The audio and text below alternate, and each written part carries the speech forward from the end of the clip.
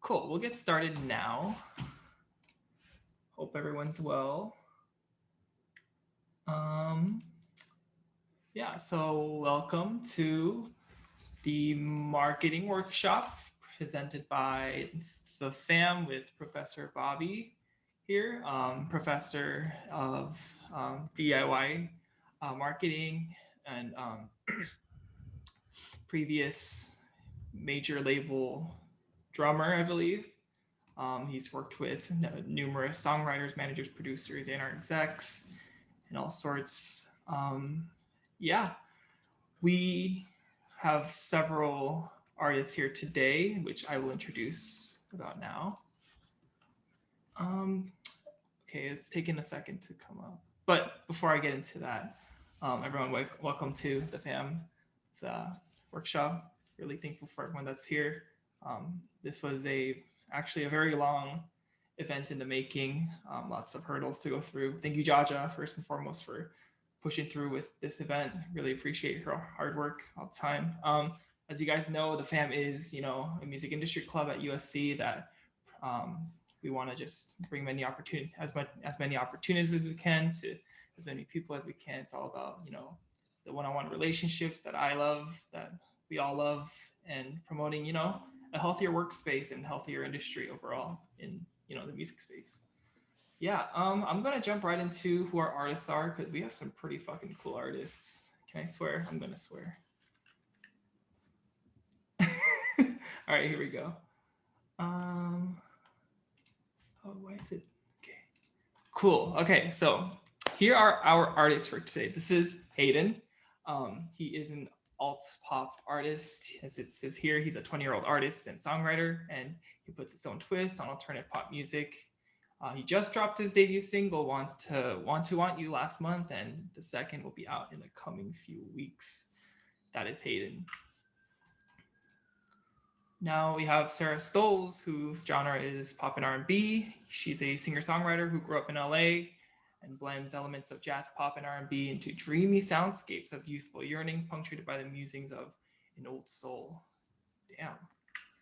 And Andrew, my buddy Andrew. His genre is pop. When you mix powerhouse vocals with catchy pop hooks at a dash of divine and dramatic concepts, when you get Andrew's music.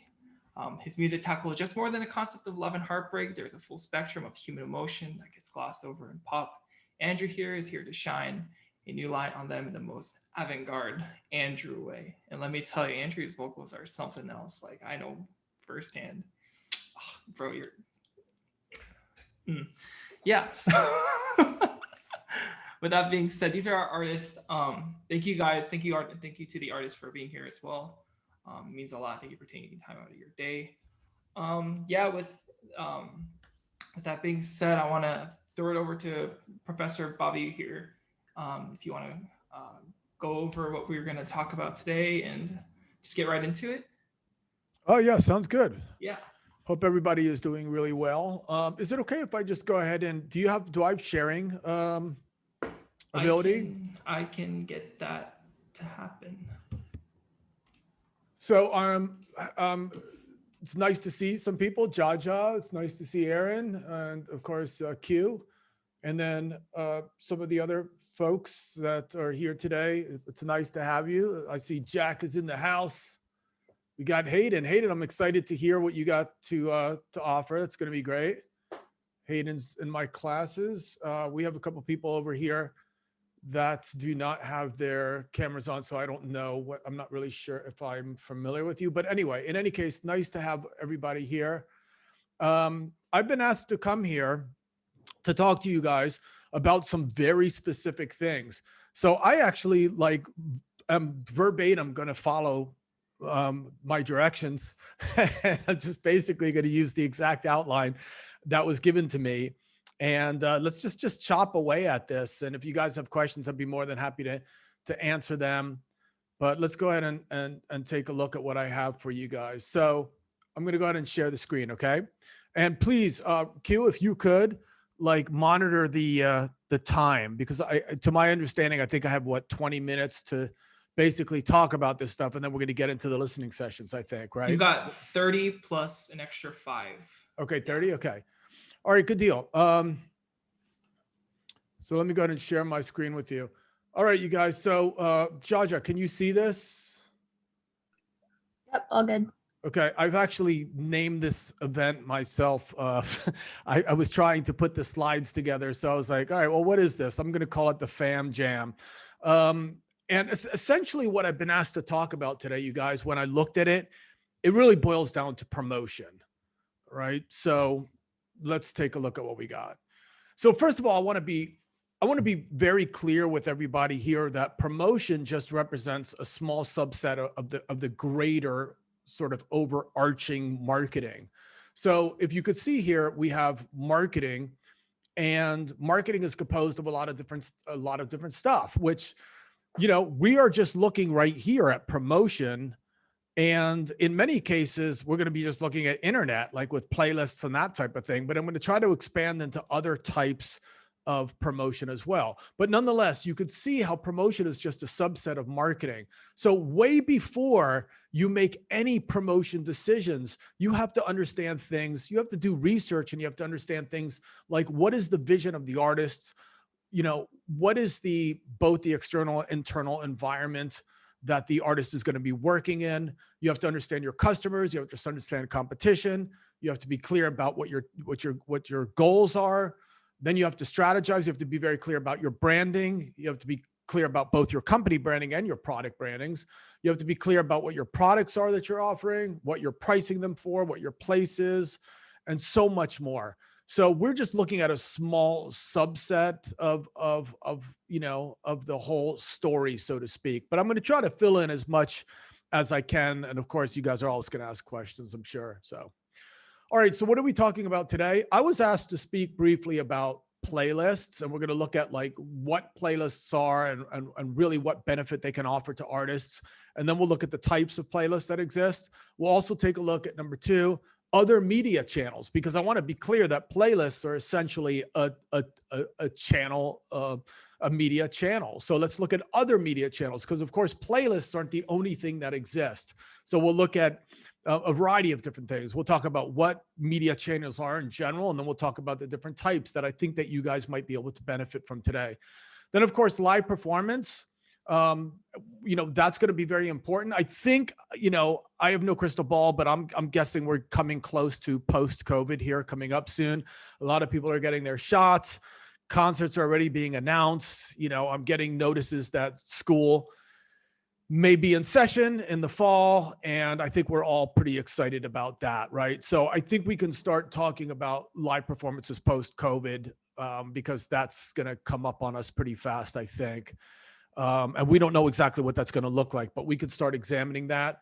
And then of course, best practices for all of this stuff. You have to create a database. You have to know what you want from your database. And then we have to know some pitching best practices. Okay. So let's go through this, and let's start with playlists.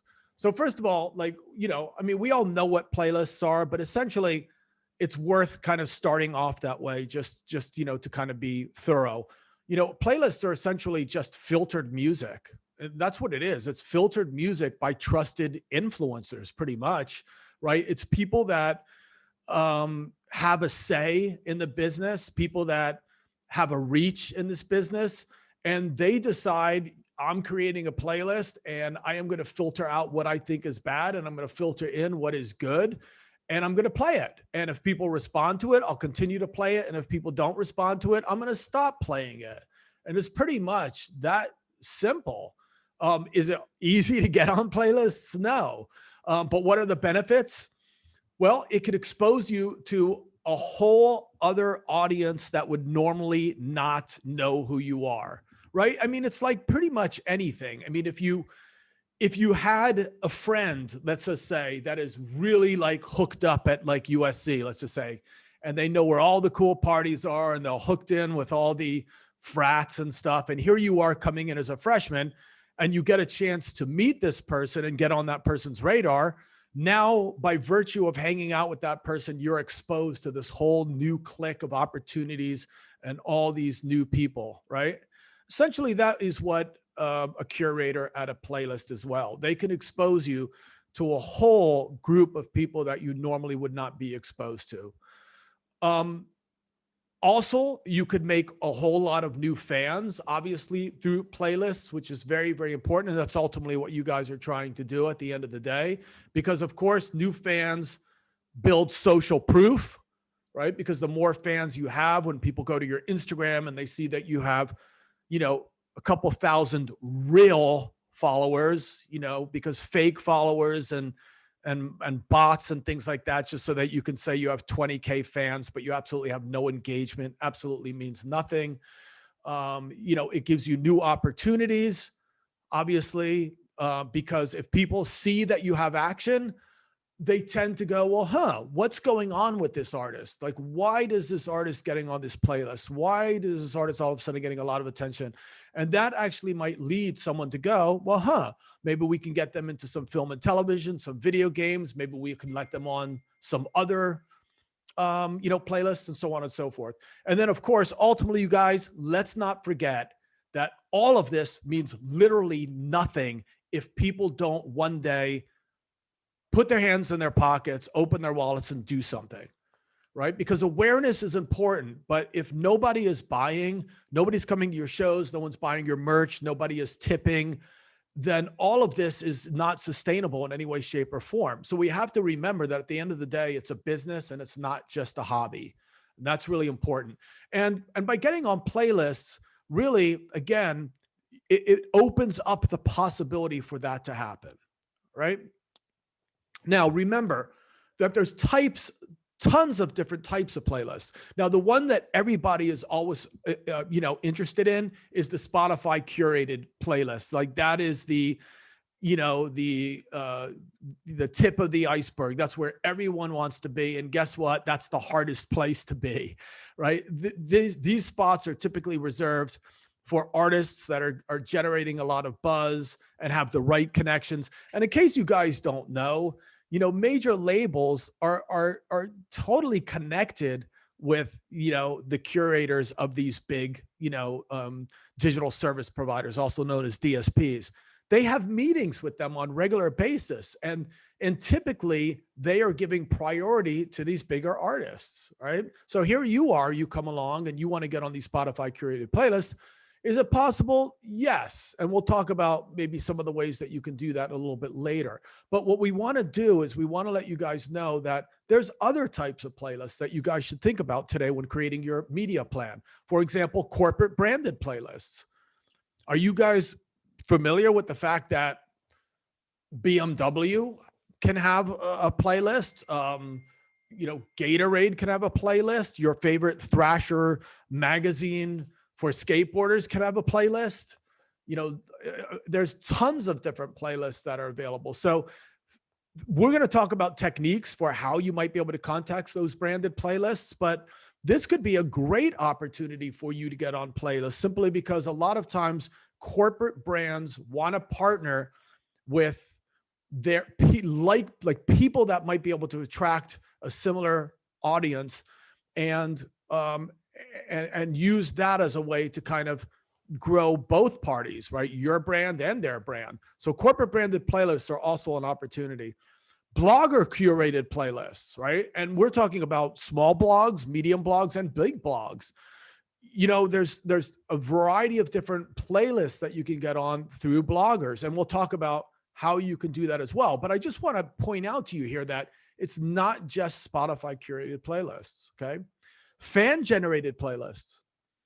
Let's just say, for example, you have a fan that basically, has a big following. Like, is that any less legitimate to get on their playlist? Absolutely not. Why not? You could tap into their whole, database of people that they know. So don't rule that out about asking your fans to create playlists and then actually getting on their playlists. And then finally, self-curated playlists. What's stopping you from creating your own playlist? Does the FAM have a Spotify playlist? So Jaja says yes, or maybe Jaja's saying we should. I'm not sure what she's saying, but in any case, do you guys have one? Yeah. Okay, awesome. Well, that is just as legitimate, you guys, as anything on this list right here. I mean, so don't rule that out because, these guys are like mini influencers, right? I mean, they're hooked up to a lot of people at USC and outside of USC, and that's the whole sort of philosophy that I understand the fam to be, right? One big family of musicians and like-minded people helping each other, right? And it doesn't really matter how big it is or everything. I'm telling you, everything matters. Never think that you're taking baby steps. Baby steps matter because you never know when that next release is going to blow up, right? So you always have to kind of think about that. Okay, let's move on. Let's talk about other media channels because I want to be clear that, and this is this is a mistake that a lot of artists make. Playlists are not a marketing plan. It's like there's two things on the minds of everyone: Instagram followers and playlists. It's like, come on, you guys, we got to expand outside that. And then someone might go, well, I'm doing, TikTok. I'm like, okay, come on. There's more than just that. So let's examine what those things are. So first of all, there's more than just playlists, of course. Any channel that could deliver your message to your target audience potentially could be a media channel for you to explore. So what are some of the things that maybe people don't look at or don't think about? Well, internet is where most people think, right? But there's tons of websites out there that might potentially be interested in delivering your message. A lot of people form their own websites that that oftentimes pay homage to a certain style of music, like a punk rock website or a funk website or whatever, and they focus on interviewing bands and doing articles and posting information and resources and so on and so forth. So you definitely want to look into things like that. We're already familiar with socials, right? Social media. We're familiar with blogs and vlogs. As I pointed out before, definitely look online for as many different blogs as you can, and also vlogs as well. What I mean by vlogs is people that are doing channels on YouTube and deliver news or deliver commentary about certain styles of music and so on and so forth, or just people that are influencers and teaching people how to put makeup on. Let's just say, for example, like, is that a possibility for you to get your music out there? Absolutely. Let's just say, for example, there's somebody that has millions of followers and they teach people how to put on makeup. Now you come along with this cool pop funk band. Now, could you maybe get your music on the intro of that vlog maybe, or the outro of that vlog? And potentially, could they even mention you that, hey, this music is by so-and-so? Well, guess what, you guys? Somebody right here in Thornton School of Music has done that. And actually that led to taking them into 1 million Spotify streams just by virtue of connecting with an influencer on YouTube that did sort of a cosmetic blog and got his music in there and talked about it for a second. And then everybody he kind of blew up like overnight, right? And then also, how about podcasts? There are tons of podcasts that you can use as a media channel to get your message out there, especially if it's a very niche podcast. So let's just say, for example, you're a politically oriented band. Let's just say, for example, your message is politically motivated. And then there just happens to be a podcast where people are talking about, let's just say, for example, politics. Could your music get featured on there? Could you be a guest on there? Could your music be the intro? Could your music be the outro? Absolutely. Why not? Tons of people listen to podcasts, right? So that's definitely another route that you might consider. All right, let's move on to radio. Now, I know that a lot of you guys are young and you're probably going, radio? I don't listen to radio, right? Well, take a look outside your window. How many cars do you see drive by? And each one of them has a radio in it.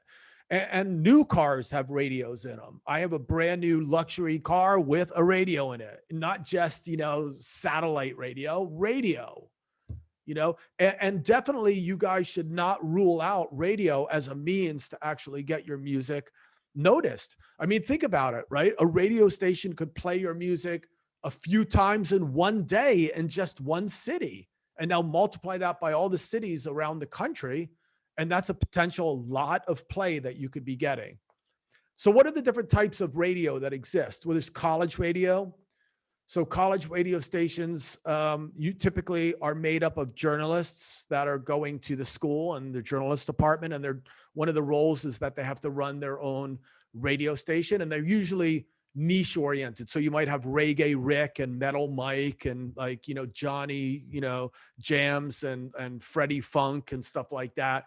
They have these names. And could you get on these different shows? Absolutely. We have a huge indie radio station at Loyola Marymount. I think it's 96.8 or something, but it's a huge Southern California independent radio station. They feature young bands. They feature up and coming bands. Could you actually get on their playlists? Absolutely. Absolutely. There's no doubt. Not only that, you guys, you're not only getting on the radio station, but it also provides a vehicle for you to go to the station and do live interviews. It's also an opportunity for you to contact the station and give them tickets to your local shows as giveaways at the Viper Room, let's just say, for example, when things open up again, right? It's also a way for you to give them some merch and say, hey, run a contest and give out some of our merch, on your station. They're open to a lot of that stuff. And not only that, you guys, the DJ from the show will come out to your show and even get up on stage and say, yo, what's up, everybody? Today, this is Bobby B from station KXLU at Loyola Marymount. Welcome to the stage, Josh Mariner, and then Josh comes out with this band and everybody's going like, whoa, is that like some DJ from some station that just announced them? So all of these things are possible, right? All right, moving on, commercial specialty show. Does anybody know what commercial specialty shows are? Has anybody ever heard about commercial specialty shows? Nina, have you heard of commercial specialty shows? No?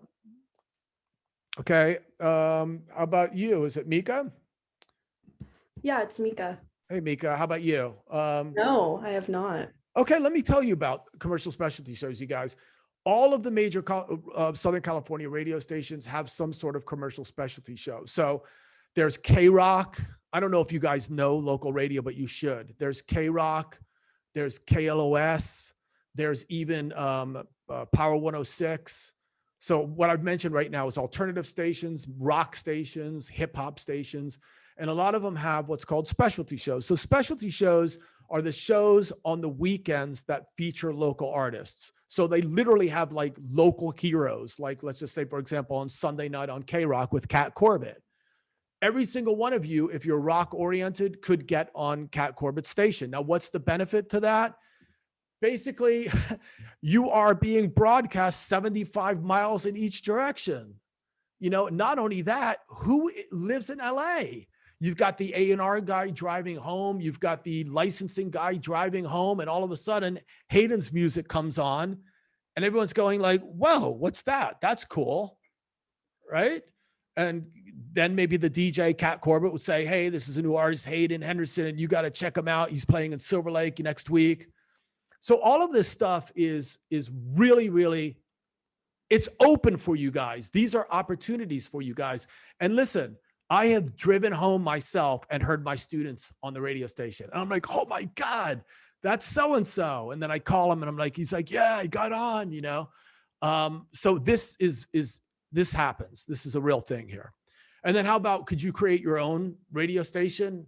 I mean, technically, yes, you could. Online, you could create your own radio station and you can start spinning music of all the students at USC or all the students at Thornton, all the people that you like. You could create your own radio stations using certain software. And then, of course, most likely you would do that online.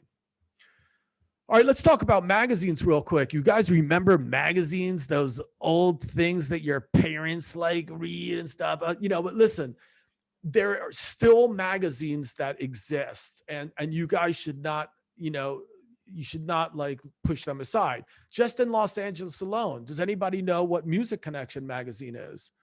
So Jack knows what Music Connection magazine is. Does anybody else know? Hayden, do you? You familiar with them? Only by name, but I can't say that I've read a copy. Okay, Andrew, how about you? Are you familiar with them?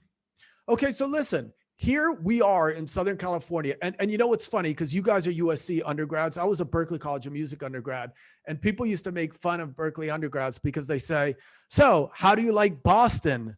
That is Mass Ave, Boylston, and like they would like give the like circumference of Berkeley, because a lot of times like when you go to school, you don't go like beyond like, you know, Jefferson and like, you know, it's like this little square is like, you know, is like LA. But like, have you guys like gotten out of like the campus and like, you know, gone to all of the different clubs and things? You'll start to recognize that, you know, Music Connection magazine has a voice in Los Angeles, and they will review Hayden. They will review Andrew. They will review Jack, and they'll put you in their magazine, and a lot of people read it and a lot of people see it. And it's just, again, it's a way to get yourself out there. It's just another medium. In other words, you never want to depend on just one thing. Playlists, try to do everything. Try to do a little bit of everything. And then finally, we can also think of sponsorships as, and lifestyle marketing as another sort of media channel. Even though sponsors would utilize radio and magazines and internet, you know, when you look at media pies, they tend to like carve out a spot for sponsors. So that's why I'm mentioning it right now. But anyway, sponsorship marketing could be a great opportunity. For example, you have a brand that is a good fit with your lifestyle and your values and your target audience. And you form these joint partnerships, for example. So me, you guys don't really know much about me, but before becoming a professor, I was actually a full-blown artist, just like you guys. I practiced 6 hours a day, 20 hours a day when I was at Berkeley, and I was playing ever since I was 10 years old and practicing, you know, 10 hours a day at home. And then I got into bands, and I was signed and toured the world and so on and so forth. And I had companies like Tama. I was a sponsor of Tama. I was a sponsor of Pearl. I was a sponsor of Zildjian. I was a sponsor of Peisty. I was a sponsor of Dean Markley, actually, who made my own Bobby Borg sticks, which was totally cool. I was a sponsor of Hardcase. I was a sponsor of Shure. And all of these different people like put me in magazines. I was featured in Modern Drummer magazine. I was, you know, asked to come out to the NAMM show to play clinics, you know. All of these things expand your reach, and it goes beyond just equipment. You know, we were also a sponsor of Nike for a very brief period of time as well, and that increased our reach as well. So these are all things that you should consider and not just focus on, of course, playlists. All right, let me move on real quick to performances, live performances. So what is a live performance? In essence, you guys, you know what a live performance is? It's face-to-face promotion. You're basically a traveling salesperson, right? You're showing up, you're getting eye to eye with people, and it's the best form of promotion there is. Why? Because tell me what ad can adjust to the response of the target audience, right? A poster. If you walked in front of a poster and said, oh, this poster sucks, the poster can't go, no, give us a chance. Let us explain ourselves, right? But you can. If you're playing a live show and you say something and you see the response of a fan, you can adjust your message, right? If you're on stage and you play a slow song and people look bored, you can stop and play a fast song, right? After the show, you can give autographs, you can shake hands. These are all ways to really, really build awareness and build bonds with your audience. And when your audience feels like they're connected to you, then they buy. And this is where the selling comes in, because they want a piece of you. They'll even buy your CDs when they don't even have CD players. They'll buy your vinyl when they don't even have vinyl players, right? Or turntables. When I do these Zoom meetings, I always see students with like vinyl stuck to the back of their walls, and I'm like going, that's pretty cool. Do you have a you know, a turntable? No, I just like buying vinyl and sticking it on my wall. And I'm like, wow, that's cool. So, you know, when fans love you, they'll buy your stuff, right?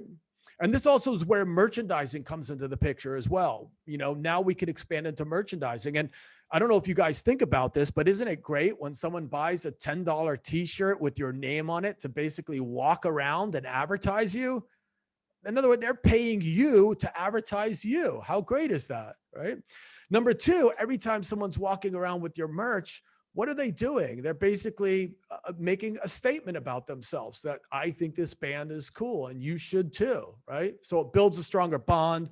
It helps obviously, connect audiences and people together. So all good stuff here. Now let's talk about the types of performances, because when I ask people, hey, where are you going to play? Hey, Jack, where are you going to play? Oh, the Viper Room, the Troubadour, oh, that club downtown, and it's always a bar. Is that a bad thing? No. Let's talk about bars really quickly. Why are bars great? Bars are great because they already have a stage. They already have a PA. They already have a sound person. They have a light person. They have valet parkers. They have bar and liquor license. They have bodyguards, right? They have security guards. Everything is ready for you to play and just plug in and go. Do you know how difficult it is to rent a PA and rent a space and do your own venue? It's not easy. It costs a lot of money, which, to be honest with you, it could cost into the thousands, which is why I never understand when a band has to pay $100 for tickets to pay to play and they complain about it. So many successful bands in LA have paid to play. It's just, it all depends on really your attitude and how you think about it. But bars are definitely an opportunity. And if you don't want to pay to play, then guess what, you guys? Don't pay to play. Play smaller venues, build up your audience first so that the larger venues are inviting you to play. Because the danger of paying to play is that all of the A&R guys that show up at the big venue and basically see you playing at like a 9 o'clock spot on a Saturday, they know that you paid to be there, and it doesn't really look good. So build yourself up in smaller bars first. Now, what else can we do? We can play alternate venues. Don't just play bars, because your target audience isn't just sitting around waiting for you in bars. They are on college campuses. Could you guys play college campuses? Absolutely. Do college campuses pay?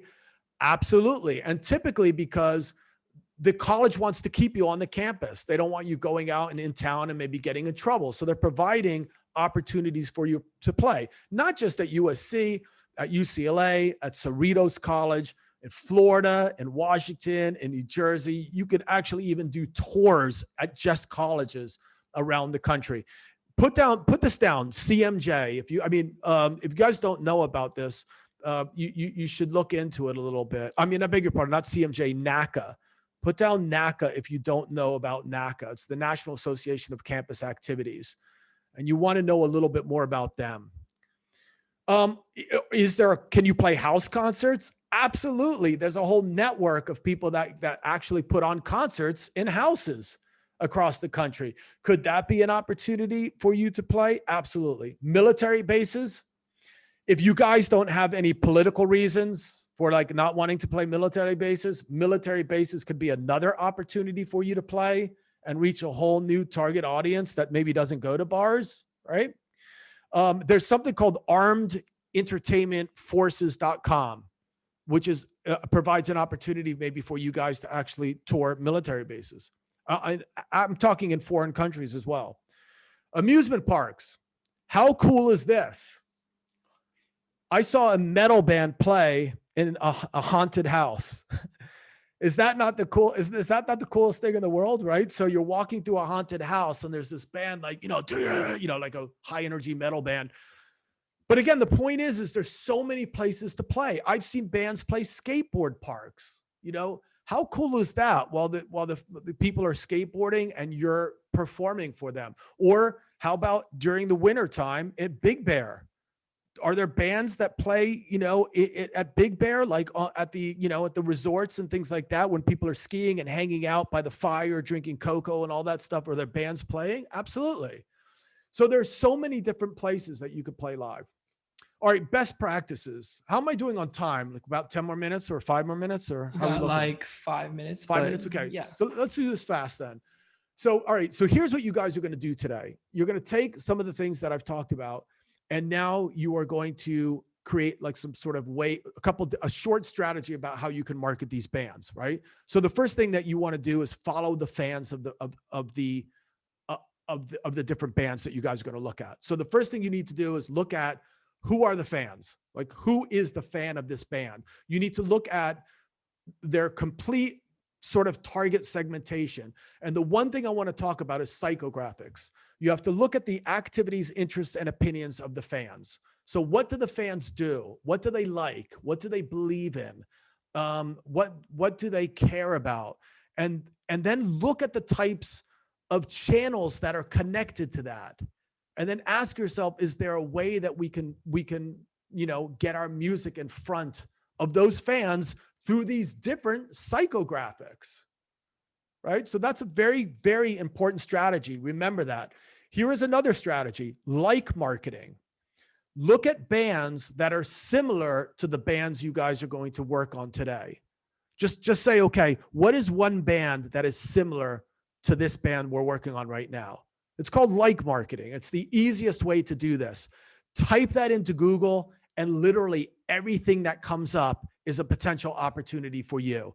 This is a way that all of you could put together a database of contacts in 10 minutes. Just go, kind of sounds like Bruno Mars. Okay, let's type in Bruno Mars, and then let's look at all the channels that come up for Bruno Mars. Now, yes, can you get on everything Bruno Mars does? No. But will there be a lot of stuff you can get on? Yes. Okay, number 3, utilize the Indie Bible. If you guys don't know what the Indie Bible is, it's like the DIY Bible. You've got to write it down. You got to maybe even think about buying it. But the Indie Bible literally has lists of radio stations, magazines, newspapers, blogs, and even playlists that will actually accept your stuff. Like, in other words, they're not in the Indie Bible if they didn't agree with the editor that they would be open to taking submissions from you. Okay. There's even something called the Indie Spotify Bible. If you guys don't know about it, write it down. Okay. All right. And then finally, there is Submit Hub.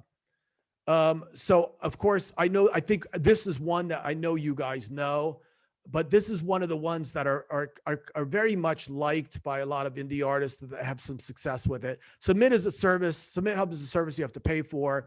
And pretty much the idea here is they shoot your music out to a bunch of bloggers, and then the bloggers review them, and they either agree to put you on a playlist or not. But it's definitely one of the ways that you can get your music out on databases. Now, step number 2 would be to know what you want, because it's not like you just contact these people and go, here's my music. I mean, it's like, what do they do? So in other words, do you want a story? Do you want them to write a story about you? Do you want them to review you? Do you want them to review your live show? Do you want them to review your record? Do you want do you want them to come out to your show? You have to know what you want from them. Do you want spins from them? Or do you want to just use them as a way to advertise, right? So you want to talk about like social media advertising, Instagram posts or blasts or boosts, or Facebook advertising or TikTok advertising. So you can use these different media channels to advertise as well. Best practices. So we're winding it down right now, you guys, probably another 30 seconds. Before any of this stuff, you got to build some credibility first, because anybody you contact is going to go, who are these guys? So like, if you have no credibility at all and you're not trying to do the small stuff first, it just looks like you're trying to skip steps. So don't ever rule out baby steps, because everyone's paying attention. Everyone's noticing the small stuff you do. So don't automatically go for the big stuff. So build credibility with the smaller mediums. Always submit in advance. So if your release is coming out in a month, start submitting now. If you're trying to get on Spotify curated playlists, they ask you to submit at least a month in advance. Okay. Same thing with magazines or bloggers. If your record is coming out in June, you don't start sending them stuff in in June 15th. You already do it back in May, so that when they get your stuff, they go, wow, this new thing is coming out. And then finally, never push. You have to build relationships, because the truth is, and I'm going to try to say this nicely, no one owes you anything. And you have to remember that. So the goal is to try to build relationships first and foremost. And when people like you and respect you and kind of dig your energy, then they'll want to help you. Last night we had a guest in my class. She has worked with huge artists, Linkin Park, Stone Temple Pilots, a whole bunch of people. And that's the first thing that she said. I mean, if I like a band and believe in them, I get behind them, so people have to like you. So build relationships first. Don't just be pushy and say, play me, play me, play me, write about me, write about me. Try to build a relationship. Show the person that you're interested in their work. Because at the end of the day, they're people too. All right, you guys. So in essence, we covered lots of different stuff. I mean, obviously, we just really kind of went over this stuff really, really fast, but talked a little about playlists, what they are, and the different types of them.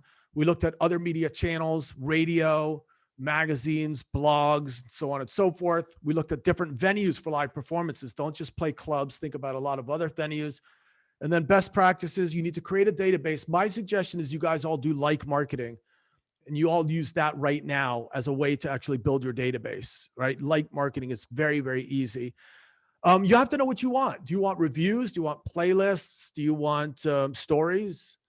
And then pitching best practices. I think in a nutshell, the most important thing there was relationships first.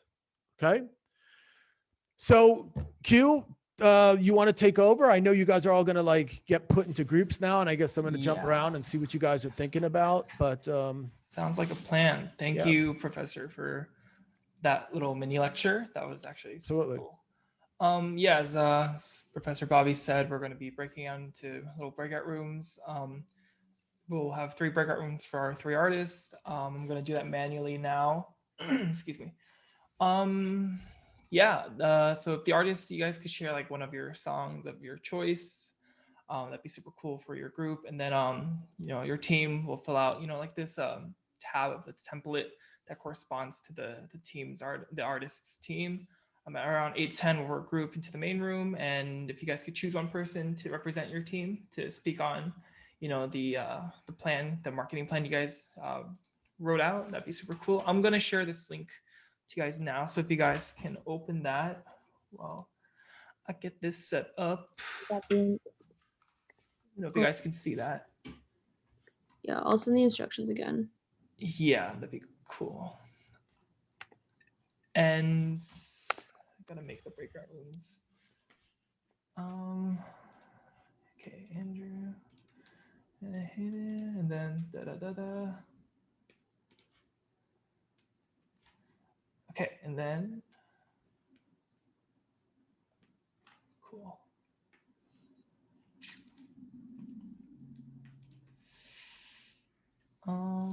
Sorry guys, 1 second as I. Oh, is that working?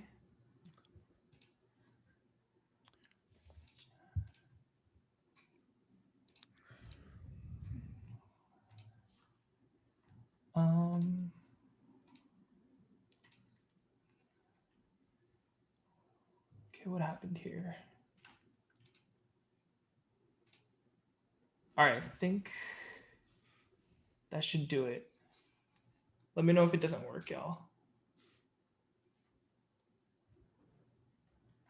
Good? Cool.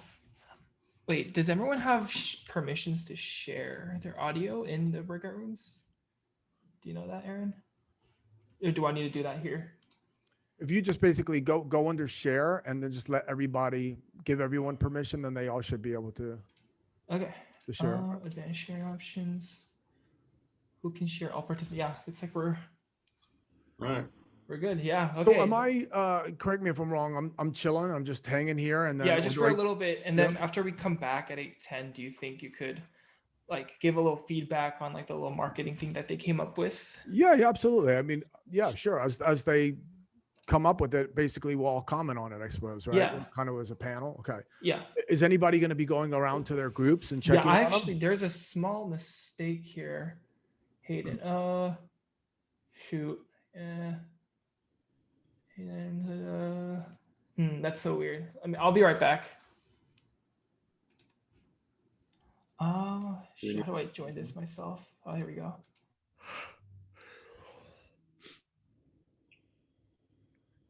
Thanks for joining us. This was really helpful. Absolutely, Aaron. How are you, man? Everything good? All things considered, yeah. Yeah, right. Where are you right now? I'm in downtown. Cool. Yeah. So I'm trying to stay busy, Yeah, I to, mean, I really admire that you started something in college and you have just stuck with it because I mean it's very cool that you're trying to offer value hmm to students and you're continuing to do it so many years past your graduation, right? I mean, yeah. yeah, it's pretty amazing. About Go. 66 years, right? No, I graduated in 2018. Oh, 2018. Okay, Yeah. got you. Okay. But when I got laid off last March, I had a lot more time, obviously. So I have been I've been able to I kind of realized that we were running the organization very similar to a nonprofit, so I made it official and we became a nonprofit in January. Sweet. So Deal. that makes it easier and more credible to raise money and expand and bring on partners. Absolutely. Good for you, man. Yeah, so I'm excited to really get that together Now, do you play as well? No. for fun. You were a Marshall School of Business grad, or yeah? Mhm. Did you know Ira Cab? Yeah, I didn't have a class with him, but No. I know who he is. Yeah, sadly, he passed away. Really? Yeah, this past summer. Yeah, it's kind of sad news. He and I were friends. I tend to have older friends, and he was a cool guy, man. Yeah, Sad. that's a bummer. Yeah, he had some health issues, Yeah. but We probably don't need to be recording right now. True. Sorry, maybe I'll pause Zoom.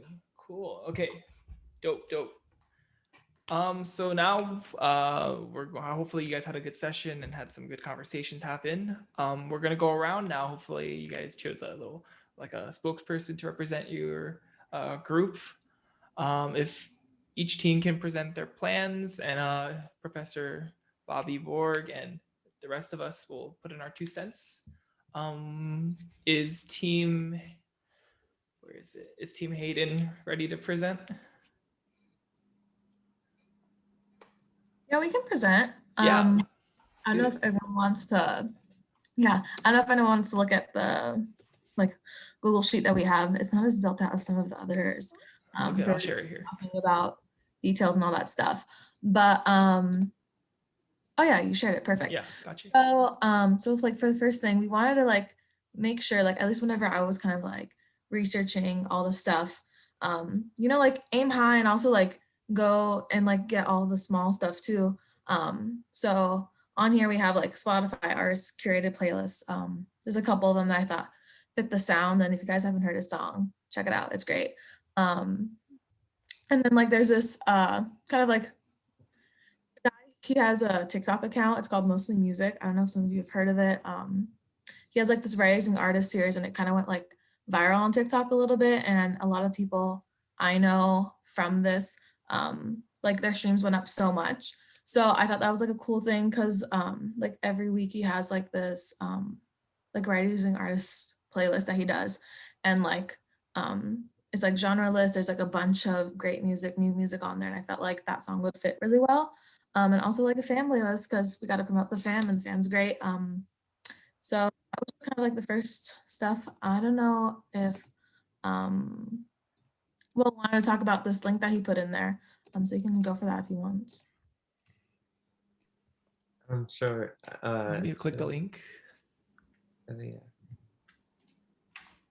yeah. So Lita did most of this work here, but I just added like the USC musicians, and she added Amplify USC.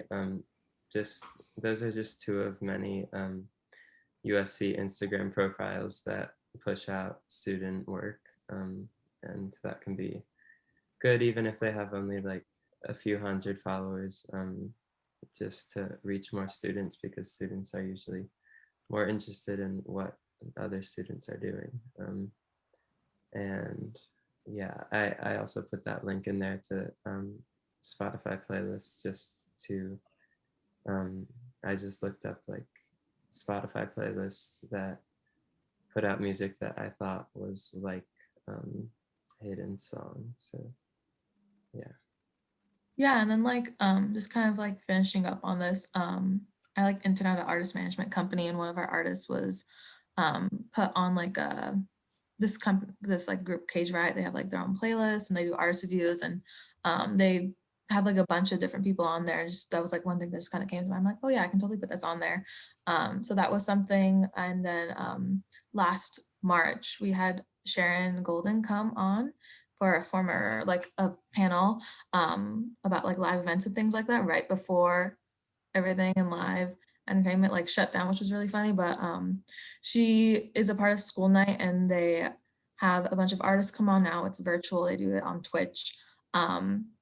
And like it's really kind of like a space, I feel, for like young artists to like emerge. And like I know like people that have been on there before that are huge now are like Billie Eilish and Dua Lipa. So the people that they pick are it's like very curated, and I feel like Hayden's sound would work really well here. And also I just think it's a really cool opportunity. And this kind of like the last thing we have on there is just like I think this song could work really cool for a TikTok trend, maybe not like, you know, like the dancing type of stuff, but just thinking a little bit more about it. We'll have to delve that out a bit more. But yeah, those were kind of the little points we had on there. Okay, great. Kai, should we comment? You guys done? Mhm. Okay, is it Lita or Lida or? It's Lita. Lita. So I think I was at that meeting where Sharon came in. I was sitting way in the back, I believe, I'm not sure, but I do remember someone talking about School Night. Where did they have that before when they were doing it in clubs? I think they were doing it in a club, right? Do you remember where they were doing it? I don't remember the exact place. I can look it up really quick and then like put it in the chat afterwards. But well, you know, it's not necessary for purposes of my comment. I do want to say that I think that's also a really good idea that I actually didn't mention when I was talking about live performances, is that oftentimes like people like curate nights. So like you have particular promoters that actually do events at different clubs and things like that in different venues or spots. When I was living in New York City, you had people curating like even things in lofts and stuff. And those are super, super cool. So I think that's a really good one that you guys picked there. And the cool thing also about it is it's like the one thing that's not online. You know what I mean? And I really try to encourage students. I know that everyone is like so connected these days, but keep in mind there really is like other ways to reach people than just, you know, online. And I just want you to be open to those things. Yeah, the TikTok thing could potentially be cool. The cool thing about the TikTok thing essentially is eventually if you get other people, you know, if you get other people sort of rallying around the song and creating their own TikToks, you know, based on the song, that has the potential to really explode. And that's a lot of fun. There's been some really great examples of bands that have done that and have just like completely, smashed it. Are you familiar with the band from Russia called Little Big? And they had a song called, I think, it's really weird. Yeah, do you know that one? Yeah. That was pretty crazy. But they did a dance concert like that too, and it pretty much blew up. So that's a good idea. I see that, you know, I was kind of giggling to myself because like the first thing on your list is the Spotify artist curated playlist. It's like the number one holy grail for most artists to get on those playlists. And I totally understand why. But I think that it's cool that you have targeted specific ones. Just, this is going to be really, really nitpicking, but in a marketing plan, never say etc. Like always be like very specific about what you're trying to do, because I look at marketing plans like a grocery list. Imagine if you're going to the grocery store and someone said, get food, etc. You know, so always be very specific in your plans. What is, I don't know, mostly music. Is that also a Spotify curated playlist, or what is that exactly again? it's this guy on TikTok. TikTok. He blew up on TikTok, and he has like this rising artist series. It's like his own. It's not Spotify affiliated, but it's grown a lot of traction now. So Okay. It's a full music blog too that he's just works for them. He's like their social media guy. Perfect. So you have some, I think you have some cool things on here. I like that you went a little bit big, but then you also went really niche too. And one of the things I want to comment about is the Amplify USC and the FAM playlist. The cool thing about that is basically you're going for what you know. In other words, you're connecting yourself to places that you're already connected, and you're taking advantage of those things. And that's really, really important. It's kind of like the hometown hero kind of thing. In other words, when I was even living in Los Angeles, like my little hometown paper in Princeton, New Jersey would always write about me because I was like the hometown, like boy done good kind of thing. And you can get a lot of mileage out of that kind of press. So, so definitely, I think that you guys have some good choices here. Again, the only thing I'd like to ask you guys to do is just kind of think of putting a lot of different irons and a lot of different fires instead of just always playing the internet game. That's all. So otherwise, good job. Lita and team. Good job. Thank you. Cool. We'll move on to Team Sarah now. Team Sarah. Yep. So I think we're each going to talk about one of these subjects. So for playlist, you're going to also do the FAM one, and then contact anyone on eBoard to get on that playlist. We're also going to use Submit Hub to submit to Dave Power and then some other playlists that we found. And then we were going to use the Spotify for artists to pitch to the Spotify curated ones a month before. And our artist, Sarah, actually got on a few before. So we think that would be a good idea for her to keep doing those. I'll go next. On the live side, we were thinking about pitching to Breaking Sound, much like how Lita pointed out, how Sharon was a part of that one panel last year. Not Sharon. What was her name? Elle from Breaking Sound, or one of the founders from Breaking Sound, was also part of that panel. Mm-hmm. And she's a great supporter of USC artists, and she's always welcome to hear any pitches. So that's a great opportunity. Band night is a cool opportunity that happened once a month at Tommy's Place at USC. You could always submit your music through there, and they'll be more than happy to place you and give you a set. The other thing that we were thinking about doing was also contacting concerts committee and seeing if they would like to place Sarah on any of their welcome back concerts, or perhaps some of their little smaller concerts that they host at Tommy's Place, or at what was the name of the other venue? Ground Zero? Ground Zero, yes. But yeah, that's on the live side. In terms of media outlets, we tried to diversify it a bit. So we have the USC publication Daily Trojan that we want to pitch her to. We have LA Voyage, the magazine. And then for radio stations, we were talking about the Cal State radio station, 88.5. Okay, cool.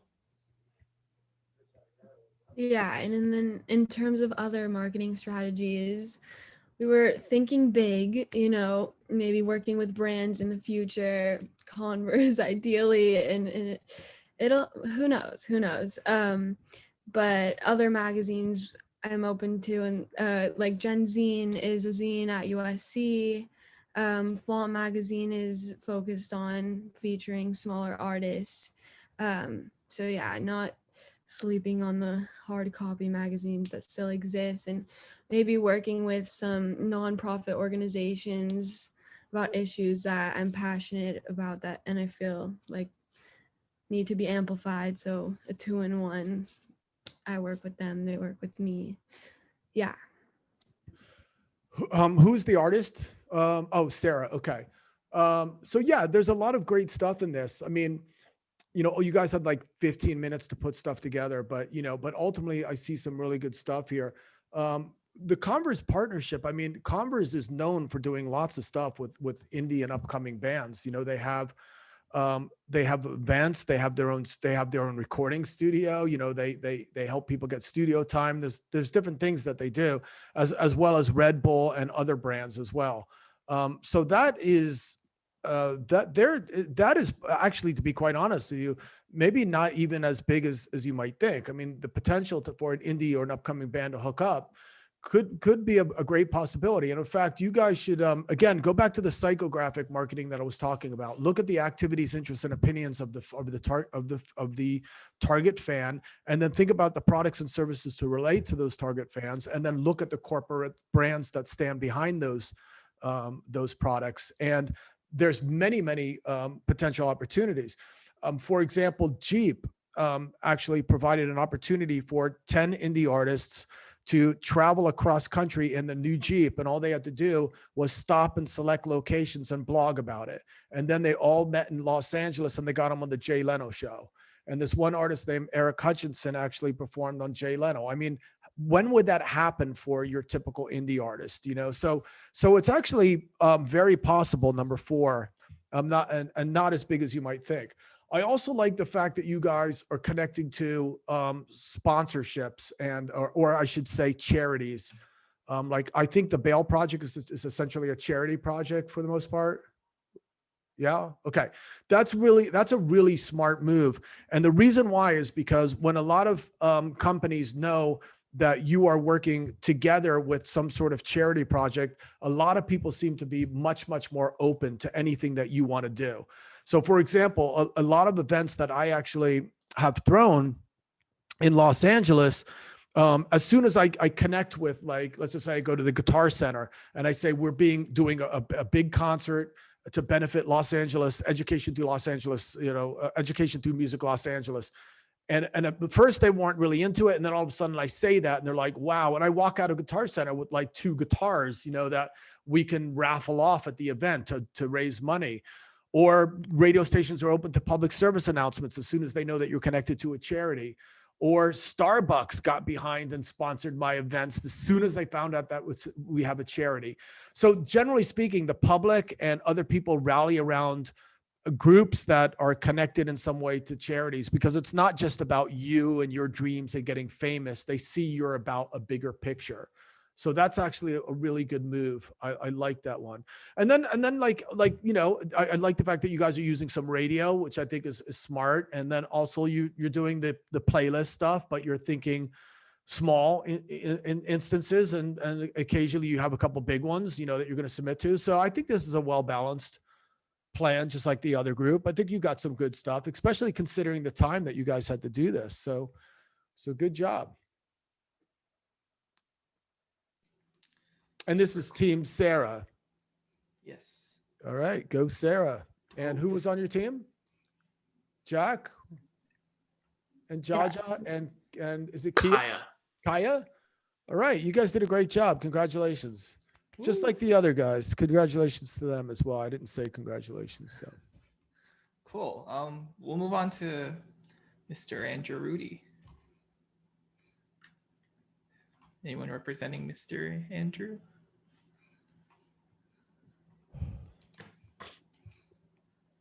Hello? I could represent myself. Okay, we love it. Love to see it. Okay, so my group, we had a lot of really great ideas. I played for them a song that I haven't released yet, so it's an upcoming release. So immediately, like, we were thinking of, we didn't get any like super specific Spotify playlists, but we were thinking like dance playlists because it's a dance song, summer vibes playlists because it's going to come out around June, even Zumba exercise playlists because of the upbeat nature of the song. Then for specific media outlets, we were thinking about doing something with dating apps because the song's history has to do with Grindr specifically. So we were thinking of some fun partnership with Grindr or Tinder. Also trying to hone in on the LGBTQ market and community through those apps and stuff and in the culture. And then some fun choreo with TikTok because the song really lends itself well with that. And then rising artist blogs. For live performances, definitely. I mean, if clubs ever become a possibility, like in the time span for this song, that would be great. Genius interview would also be great. And if not, then doing a DIY Genius interview, like on my own YouTube channel, to kind of explain the fun bio of the song. And then also college house parties would be like the perfect environment for this kind of song to be in. But if not that, then maybe some Zoom equivalent. And then other marketing strategies, definitely TikTok memes are really powerful and can definitely be done with this song. Remix opportunities, and then possibly some stuff with like dating oriented YouTube channels. Okay, cool. I think there's a lot of really cool stuff here. Let me just point out some of the things that you had mentioned. You know, the Zumba, exercise playlist. I had a partner of mine, Michael Ames, who runs Penn Music Group, which is a licensing company that has been in business, I think, now for 28 years in Los Angeles. They actually signed an artist because his wife was at a spin class and heard this artist that she really liked, and then went home to her husband and said, hey, you need to hear this artist. So he looked him up, and a year later signed him to his publishing company. So, I think that you guys can never underestimate these little baby steps. So I thought that was really cool when I heard you kind of thinking on that level. So that was a really smart move. I think that was great. Also, another thing that you mentioned about, connecting with data, with dating apps. I thought that is really smart as well, because, hopefully post COVID, that's going to be soon. A lot of these dating apps oftentimes also do, dating events, and provide opportunities for people to network and to hook up and meet up, I should have said probably, to meet up, in different venues and cruises and all kinds of stuff, which also provide opportunities for bands and artists like you, maybe even to perform at these types of events. And then finally, another thing that I thought was I heard kind of, you mentioned was LGBTQ sort of community.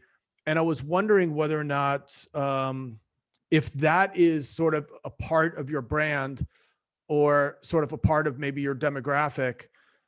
Keep in mind that there are LGBTQ events such as, the very, very big, and I don't know if it's going to happen this year or not, but there's the parade on Santa Monica Boulevard. I don't know if you're familiar with it, but they are constantly looking for artists to play those types of events. So again, we don't really know the timeline with COVID and all that kind of stuff, but that also is something that you shouldn't rule out in terms of events that you could play.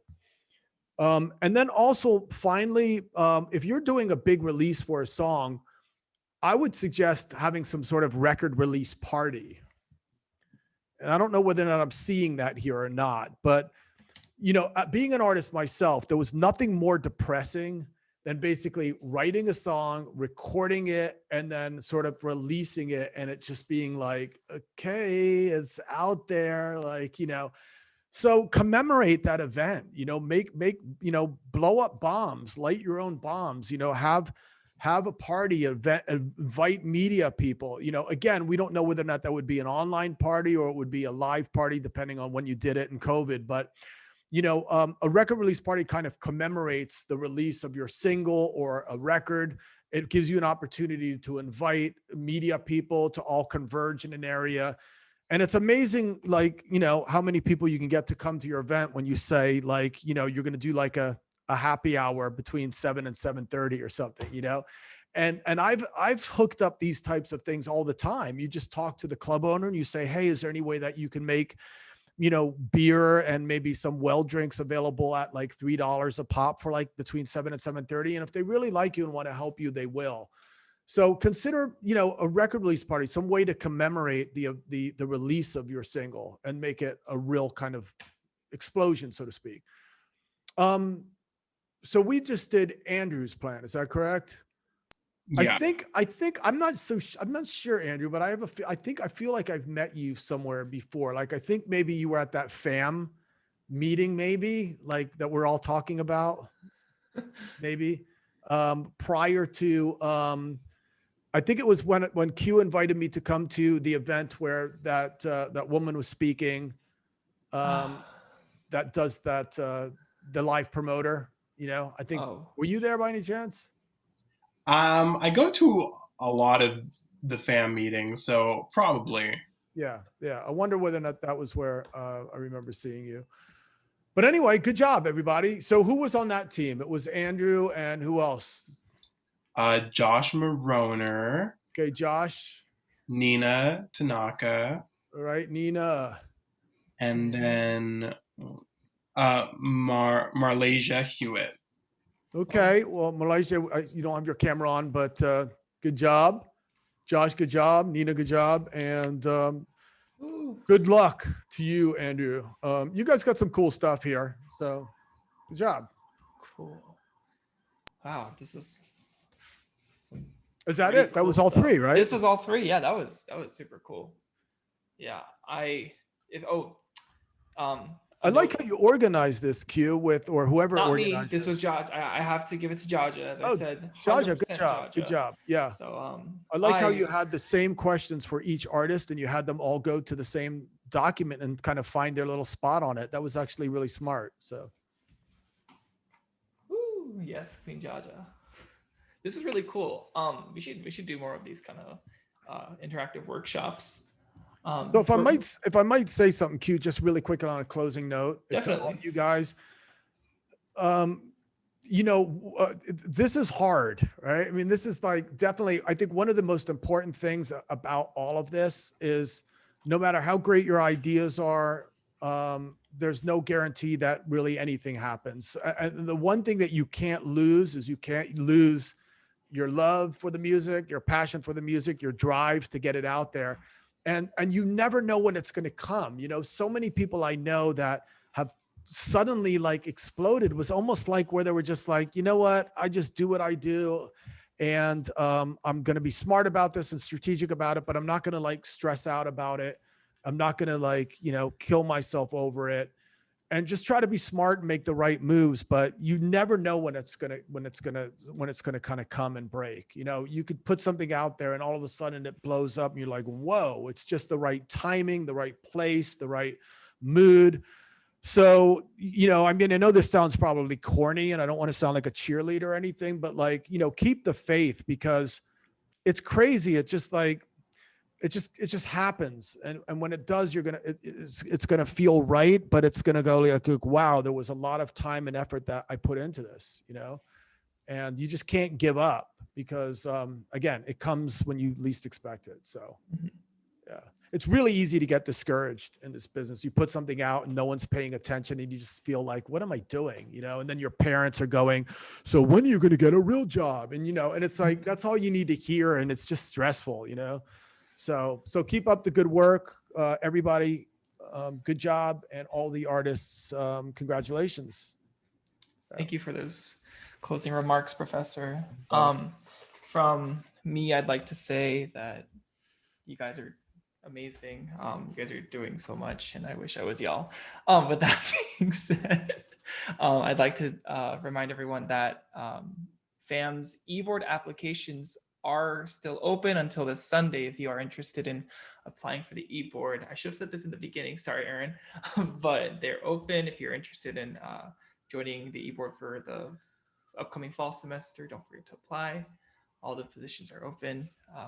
They're all up for grabs. And thank you again, Professor, for doing this panel. Absolutely, thank you. Means the world. And thank you everyone for coming out. And yeah, that concludes our meeting today. Thank you everyone again for coming out, and it's been great. Thanks, everybody. Have a good one. All right, everyone. Take care. Bye. Thank you. Thank you.